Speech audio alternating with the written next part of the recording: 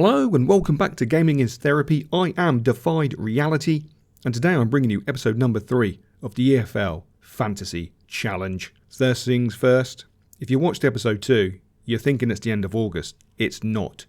It's the day after the Luton-Burnley game, and myself and Random Geezer have decided to make the EFL Challenge our main series on our YouTube channel. Don't get me wrong, we both love the FPL, but there is something about the fantasy EFL that has just lit the competitive fires. I think it's predominantly because we do the FPL every year, and we can do that as a monthly update. It's no big deal.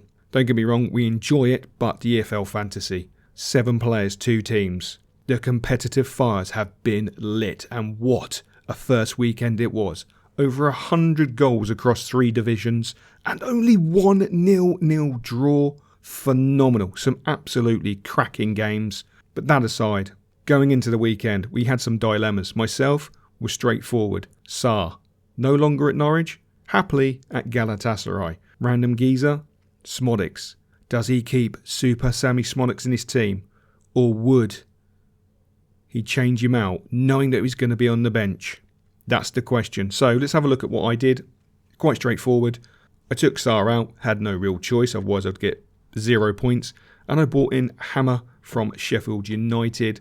I've got to be honest, I left it so late before the games kicked off on the Friday night because 90% of me was saying put Super Sammy Smodics in, 10% was saying don't be stupid, have a look at Hammer, he's got some good statistics, could earn you some points. You're not 100% sure that Sammy's going to, 1, get on the pitch because of the Ipswich interest, 2, he might not be able to create a goal, 3, he probably wouldn't score a goal. And how wrong could I be? Phenomenal. So yes, I went with Hammer. Randy stuck with Super Sammy Smodics. And this is how the points turned out in week 1. So we'll start with Random Geezer's team. Bang, 50 points. Now when you consider Mullen didn't play, that's a fantastic return. So Messler, 1 point. Ahmed, I'm not going to try and pronounce his name because I will butcher it. I do apologise. But he got 7. Ampadu got 4. O'Hare got 2. Alfie May got him 18. Mullen got him 0, and of course, Super Sammy Smodics. And the irony of this is when the game kicked off, the Blackburn Derby game kicked off, we both said to each other, guarantee you, Super Sammy Smodics comes on, bangs a goal in. And he came on and banged the goal in. Sammy Smodics, still here, still scoring. So he got him 10 points, which is fair dues. Team-wise, Randy went with Leeds, expecting what I expected. Leeds to batter Portsmouth, and after 7 minutes, I'm pretty sure the world was convinced it was going to be a cricket score. Hitting the woodwork 3-4 times against Portsmouth, having the better opportunities, being the superior team, but finishing with a 3-3 draw and missing a literal simple tap-in at the end of the game. But you know what? All credit to Portsmouth. They never gave in. They took their opportunities. Leeds didn't.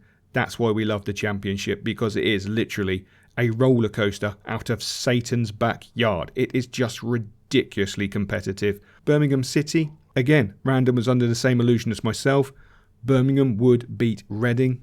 They didn't. I'm surprised. But that's the joy of football. That's the joy of these leagues. You just cannot predict them. It's going to be a fun season. And this is one of the other reasons why we want to make it our main series, because it's just so unpredictable. It's just great fun. So yeah, Randy finished with 50 points, which is fantastic. I, on the other hand, didn't finish with 50 points. I finished with 41, which is absolutely dismal. Where do I start? Okay, we'll start with the Norwich. Didn't turn up to play Oxford. All credit to Oxford for taking your opportunities and being the better side.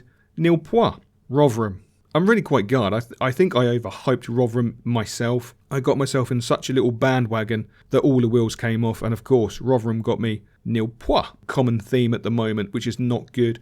Trafford in goal for myself, 1 point. Don't get me wrong, he got himself booked last night for being an idiot. Other than that, he really had nothing much to do in the game. So 1 point. Frimpo, 2 points. Could have been so much more, but hey, fair play to Portsmouth. Leeds need to step it up. The season's not going to be decided by that one game, but it's not the point. I just expected Leeds to get off to an absolute flyer. They didn't. That's football. Raggers at Rotherham. Let's not talk about Rotherham. I need to get off that bandwagon, especially considering I have no wills and I have no AA cover, so job done. O'Hare got me 2 points. Fantastic. I accept that. Hammer, thankfully, he came in and got me 8 points. If he had come in and got me less than that, I would have been in a really bad situation. But hey, 41 points is bad enough. The only decent return in my team was my front two. So Late Lave, 8 points for Middlesbrough. Fantastic, great return. Alfie May banging me in 18 points. We accept that. My team was pretty much held together with Sticky Back Plastic and Alfie May and Late Lave, which is disappointing to say the least. So it doesn't take a rocket scientist now, does it? Nope. We'll have a look at the final standings. Bang. I lost by 9 points. Fair play to Random Geezer. Better selection for the weekend. Mine was abysmal. It is what it is. Week 1's victory goes to Randy. It's definitely lit the competitive fires between us both. We can't wait for week 2 to kick off, which will bring out later in the week our episode for our teams going into week 2. But yes, there we go. What we've learnt from week 1, do not listen to my predictions. They are absolutely atrocious. I couldn't have got it more wrong across so many teams. Even my beloved Cole U got battered 4-2. Didn't see that coming after being 2-0 up, but we won't talk about that. I honestly can't think of a plus side right now. There is none. So hopefully you've enjoyed this episode, and hopefully you're looking forward to episode 4 as much as I am, because I can't wait to see Randy's team and how the weekend goes. So as normal, until next time, we will catch you later.